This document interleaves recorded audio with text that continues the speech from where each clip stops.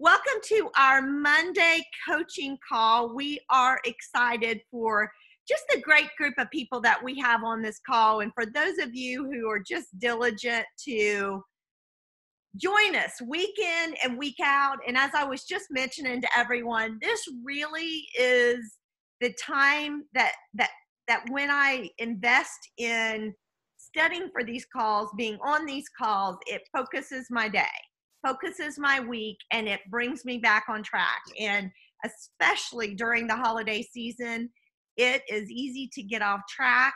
And so thank you guys for putting this as a priority. So we are going to jump in. We are on skill number 5 in Eric Worre's 8 skills at becoming a professional network marketer. And so by the time we're done, we will all be professionals.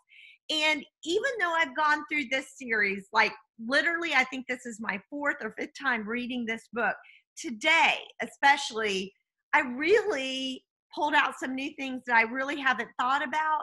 And hopefully these will be just valuable to you guys too. So first and foremost, the thing that caught my eye when reading through the objections section was these 2 sentences above. If you act defensive, you'll plant the seed of doubt in their minds. If you act offensive, you'll chase them away. And I had it highlighted, but I don't think it had sealed in my brain. Here's what I'm about to say is, I don't care if you're 1 week into this business or 20 years into this business like I am, you will face objections, period. So first and foremost, I want to say, what do they say? Buckle up, Buttercup, because it's coming your way. If it hasn't already, it's par for the course. It is what it is. And honestly, when people object, I don't think they're doing it on purpose. I don't think they're trying to be mean or threatening. Hopefully they're not.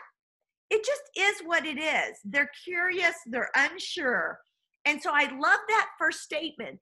If we act defensive, when they bring up an objection, what we're screaming at them is we're insecure with our product or with our business. So what we want to do is just totally eliminate any defensive feeling we have. And I think part of being able to eliminate that is by knowing it's going to come and not taking offense to it. It's par for the course. It's going to happen whether you're new, you're old. It will happen. So let's remove any defensive feelings at all that's associated.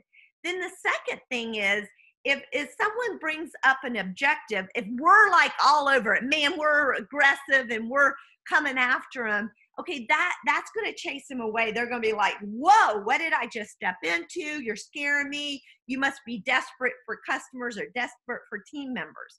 So going either extreme is not good. And my husband has this beautiful saying, and I know some of you are sick of hearing it, but it is so true.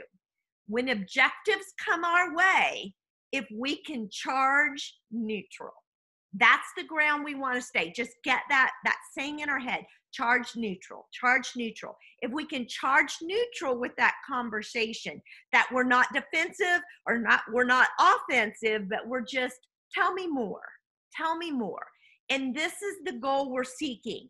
Our goal is education and understanding with these people. Education and understanding. First, I probably should have switched that around and said understanding, then educating. So if first we seek to understand, then to be understood. Any of you guys read that book many years ago, Stephen Covey's 7 Habits of Highly Effective People. One of his habits that he talks about, if we want to be highly effective people, is first we have to seek to understand, then to be understood. So first we seek to understand what's going on and what's prompting these objections. And then that education part is then we have the opportunity to seek to be understood through education. So our goal, first understand, then be understood through education. If you read a little bit further, Eric Worre talks about typically when there's an objection, it's going to fall into one of these 2 categories. Either it's going to be a limiting belief in their ability to do XYZ. I'm sorry, I meant to correct that on the slide. Their ability to whatever it is. And so he goes into some of those, so these two types of objections. So the first one is their limiting belief, whether it be in themselves or their circumstances. So here's some things you might have heard already. I don't have enough money. You know, fortunately, we don't hear that very often. With a $50 step-in cost, most people aren't going to throw that up, but maybe they will. No time, not my thing. I'm not a salesperson. I don't know anybody. So all of those, if you start hearing those types, it's all about them. They don't have time. They don't have money. It's not their thing. They're not a salesperson. They don't know anyone. That's going to ring ding, ding, ding. Those are limiting beliefs in themselves. So when they are limiting their own self, what we want to do is empathize through feeling. Empathize through feeling. So you've heard the feel, felt, found. We've already done some training on that. So we want to empathize with them by helping them understand, I get it. I get where you're coming from, you know, and we're not going to argue. So that, man, I understand what you're talking about. That's not defensive and that's not offensive. That's charge and neutral. What you're doing is you're sitting in the mud puddle. I understand. Here's how I feel that way or felt that way. And I felt that way until I experienced XYZ. Whatever it was that helped you beyond, if you dealt with one of those areas. And I'd be surprised if anyone on this call, I would venture to say we all have dealt with one of those areas. I literally remember signing that application to become a Juice Plus rep thinking, can I do this? This is new to me. I have no idea if I have the skills to do this. I remember that. So I'm here to tell you, my guess is we all have felt either no time, no money, it's not my thing, can I do it? I'm not a salesperson. We've all been there. So we all can say I feel your pain. I felt that way. But here's what I found after my experience on the Juice Plus product or in the Juice Plus business. So get in the mud puddle with them. Feel with them, empathize with them.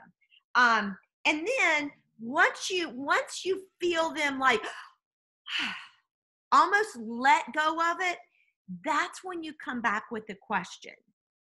Do you believe we can move beyond whatever you've discovered that's holding them back? You know, what they've communicated, then how we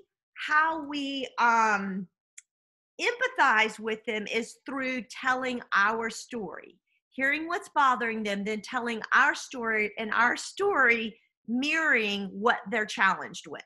So first and foremost, when it comes to their limiting belief, we want to empathize through feeling and sharing our story. Now, let's say we're talking to somebody and it's a limiting belief in the network marketing business. How do we address that?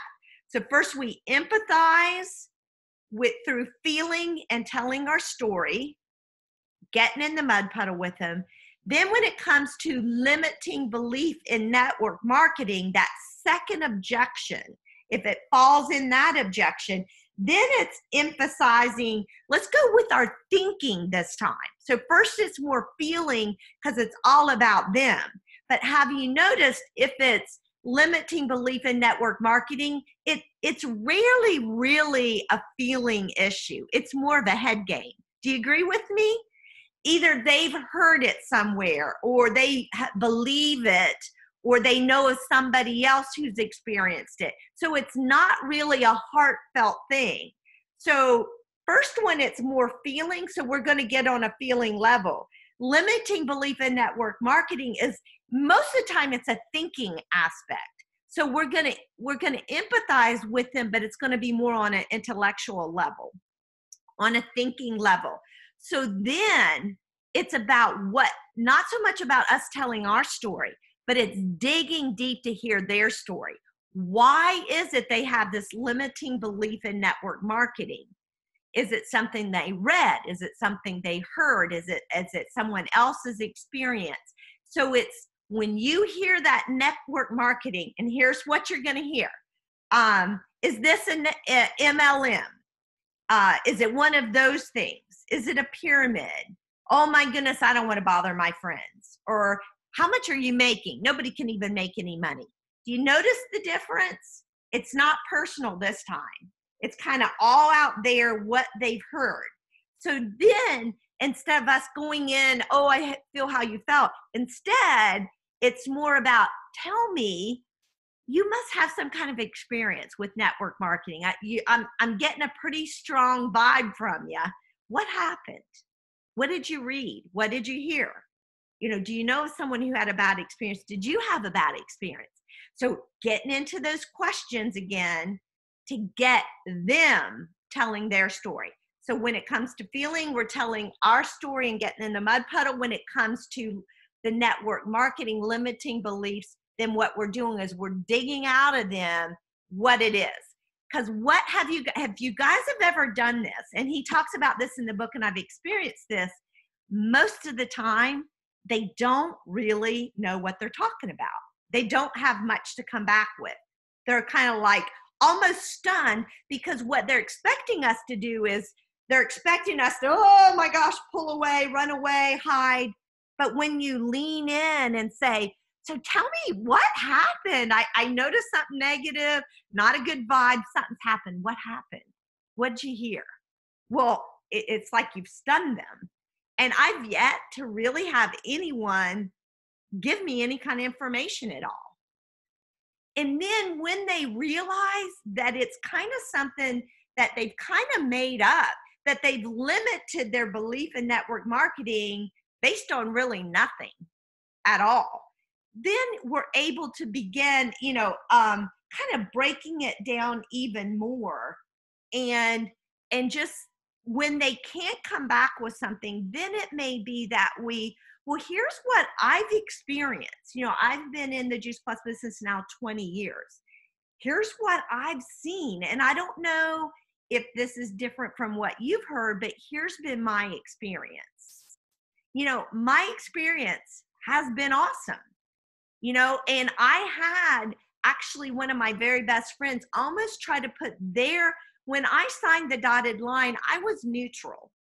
I probably had more questions about could I do this myself than I did anything negative. I didn't have any negative experience or information regarding network marketing, but I sure had a friend who tried to really put their limiting beliefs on me, and it really brought me down. And then I had to back up and say, you know what, is this true? No, it wasn't true. It was someone's idea. And the best advice I got was when I felt like I just got beat down by a friend who told me, what are you doing in network marketing? That's just, I can't even remember what was said. I remember processing it with my husband, and he just looked at me and he said, are you really going to let someone else dictate your future? And I was like, that is exactly what I'm doing. I am letting someone who I know enough about Juice Plus based on the product that it did not bother me to sign up as a distributor. This person's knows nothing about Juice Plus, and I'm going to believe them over my current experience with the Juice Plus product. And I just remember Scott shaking his head and thought, I thought you're stronger than that. Well, that kind of hurt, but it's what I needed to hear to think, you're right. I'm going to let someone who knows nothing about Juice Plus make a decision on my future. And so that, as I'm trying to glean from them where their limiting beliefs in network marketing comes from, help them understand that most of the time it comes from someone else who doesn't know what they're talking about. And so getting into a good conversation and allowing them, at this point to hear your story and your reasoning may kind of open up the doors a little more, that they're going to be a little more open to hearing a little bit more, whether it be about the product or the business. So key things to remember: if it's limiting belief on their part, empathize with them through feel felt, found, and sharing your story or someone's story you think will relate to them. If it's a limiting belief in network marketing, then we're going to empathize through thinking and in an intellectual way and help them come to the point to realize, once I've dug and asked questions, you know what? Is there really anything there? And most of the time there isn't. Then I'm going to share my story and hopefully help them see that these limiting beliefs, whether it's on a personal level or on, a network marketing level, really are not valid. And what you want to do, the goal besides educating and understanding, is coming to a mutual agreement that together you're agreeing with them, you understand those limiting beliefs personally, but you can push through those, or coming to an agreement that you understand why maybe they have those limiting beliefs from a network marketing standpoint, but they're probably not legitimate. Now, you can't come out and say that, but that's the agreement that you want to come to. The first agreement is we can move beyond that, because I've been there and I've moved beyond it, and I've seen hundreds of people move beyond it. Limiting belief in the network marketing, come to an agreement that, maybe I'm believing something that's not truthful. There's no truth in it based on our experience that we've shared with them. So hopefully, as you're talking, trying to figure out what are those objections, just think, are they emotional or are they intellectual? Instantly, you're going to be able to tell that by kind of their passion, and then you'll know which way to go with them. But first and foremost, we got to remember, we cannot be defensive. It puts doubt in their mind, and we cannot be offensive because we'll chase them away. It's all about education and understanding, and then coming to a mutual agreement. All right, so I just jumped out on you with a bunch of information. Let's go ahead and let's unpack this and talk about maybe some experiences you guys have already had.